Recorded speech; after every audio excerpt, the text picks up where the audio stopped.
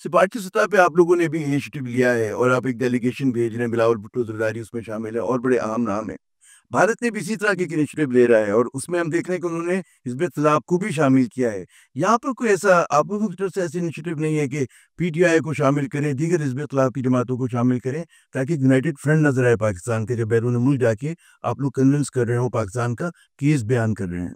देखिए, बिलावल साहब भी हमारे इत्तेहादी ज़रूर हैं, लेकिन वो कैबिनेट में तो नहीं है। उसके बावजूद बिलावल साहब के बाकी बहुत सारे लोग जा रहे हैं और हम तो चाहेंगे कि जो लोग भी पाकिस्तान के लिए कंट्रीब्यूट कर सकते हैं, वो प्रोफ़ेशनल्स हैं, वो डिप्लोमेट्स हैं, वो पॉलिटिशियंस हैं, वो हम उनका भेज रहे हैं।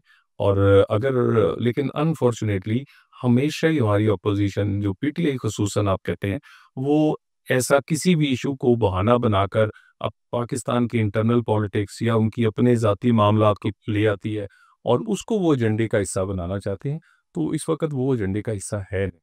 तो अ, इतना बड़ा खतरा भारत का हमारे पेश नज़र है, ज़ाहिर है कि कभी भी दुश्मन को जो है आसान नहीं लेना चाहिए।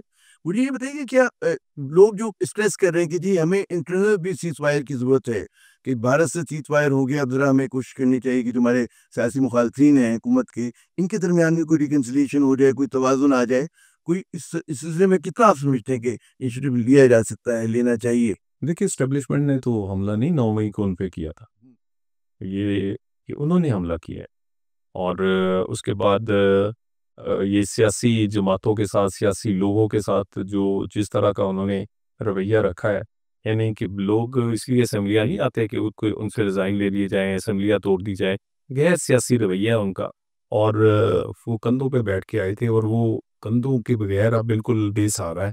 बाकी रही सीज़फायर की बात, तो सीज़फायर ही सीज़फायर, लेकिन अगर कोई कानून को हाथ में लेगा तो एनआरओ नहीं मिल सकता। अगर वो एनआरओ को सीज़फायर समझ रहे हैं तो वो शायद नहीं। वो कहते हैं कि पुलों के नीचे से बड़ा पानी गुज़र गया, 9 मई हो गई, उसके बाद मज़ीद गुज़र इलेक्शन भी रहे। हुए, मज़ीद गुज़र रहा है।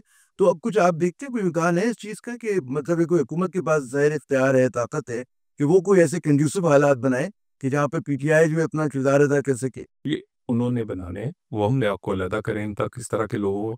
अगर एक ही वकील होगा बानी पीटीआई का और वही वकील होगा 9 मई के हमलाकारों का, और जब वो उनकी ज़मानत होगी तो पूरी पीटीआई उसको हीरो बनाकर कंधों पर उठा के तो मेरा नहीं ख्याल फिर आप इस तरह का माहौल बन सकता है।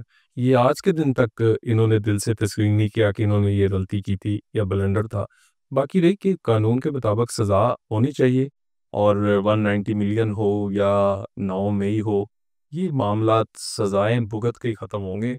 इसके दरमियानी रास्ता कोई नहीं। ये मेरा आखिरी सवाल, मुझे पता है कि आपको एक और मीटिंग में जाना है। आप क्या एक्सपेक्ट करते हैं, मैं फिर भारत वाले मसले के ऊपर आऊँगा, क्या किस तरह के एडवर्स मूव्स आप एक्सपेक्ट कर रहे हैं भारत की तरफ से आने वाले दिनों में? क्योंकि वहाँ से जो है आँच कम होती हुई नज़र नहीं आ रही है।